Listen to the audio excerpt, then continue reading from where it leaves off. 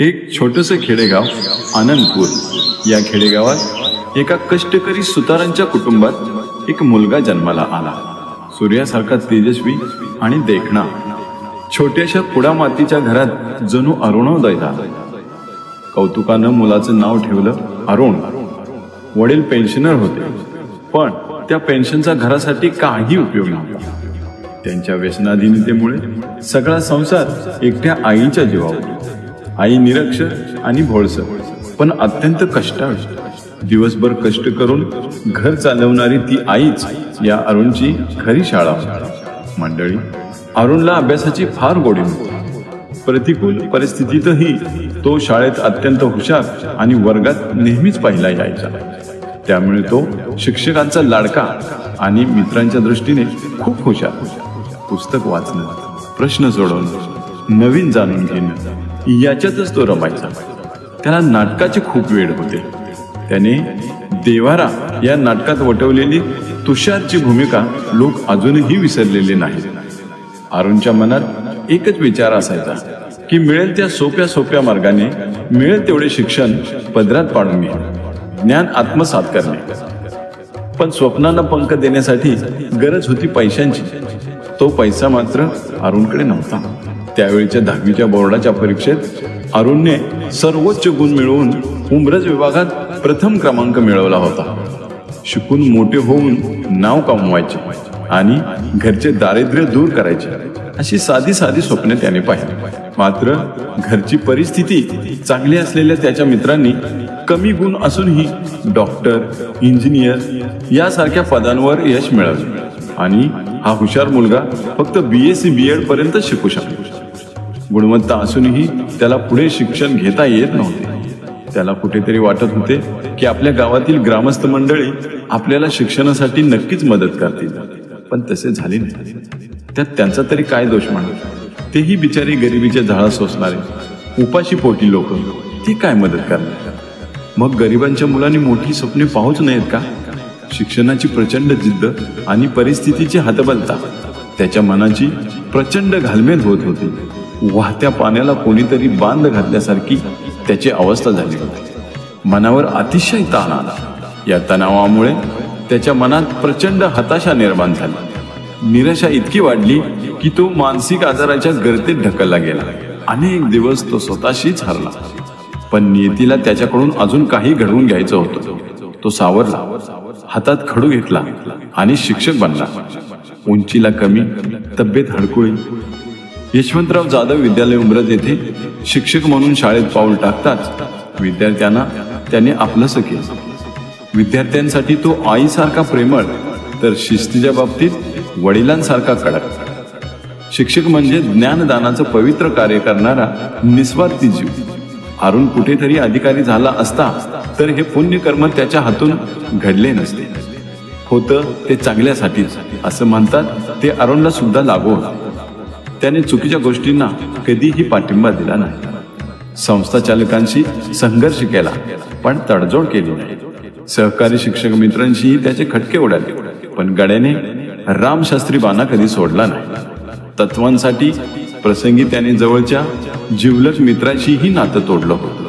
लहानशा खेड्यातून आलेला असूनही त्याचा आत्मविश्वास दांडगा होता.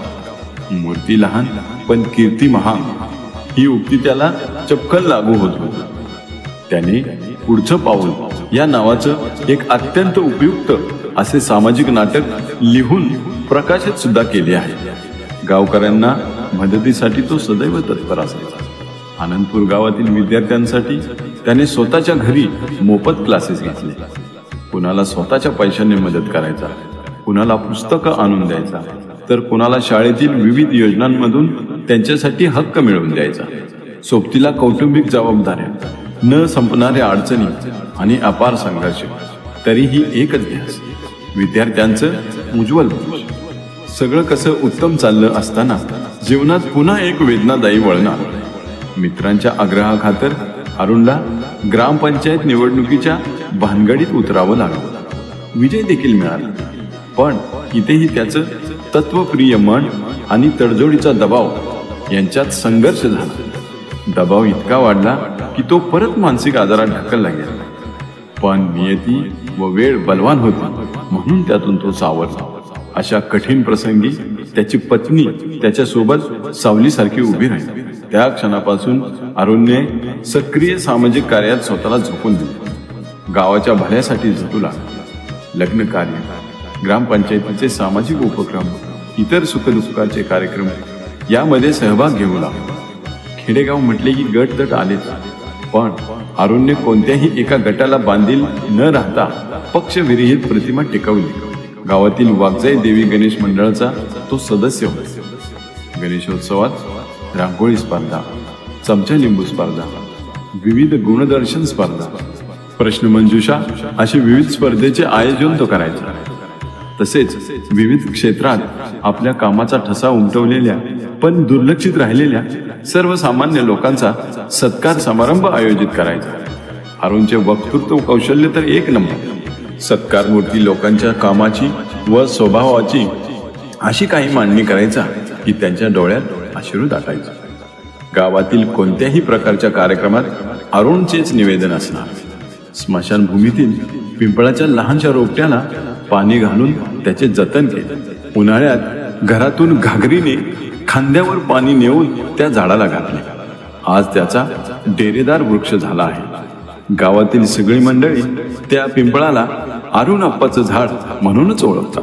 त्याने सामाजिक कार्य करताना आपल्या ज्ञानदानाचा मंत्र तळमळीने जोपासला. शाळा एके शाळा, विद्यार्थी हेच माझं विश्व, त्यांचं शिक्षण हाच माझा धर्म.